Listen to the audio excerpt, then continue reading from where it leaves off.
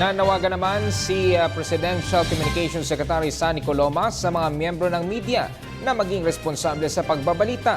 Ito'y upang tama at totoo ang mga ulat na ihahatid sa publiko. Si Joseph Parafina sa detalye.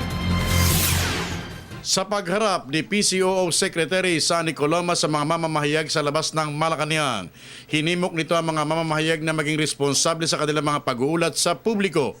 Para sa kalihim, batid nating may kalayaan sa pamamahayag, subalit mas maganda kung iuulat ang lahat ng panig ng mga balita.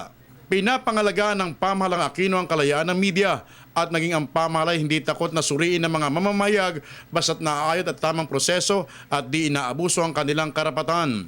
Para po sa ating Pangulo, wala po siyang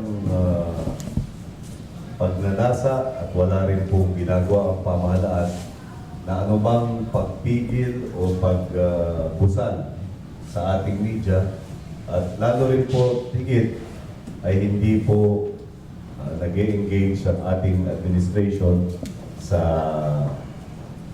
tinatawag po niyang media corruption.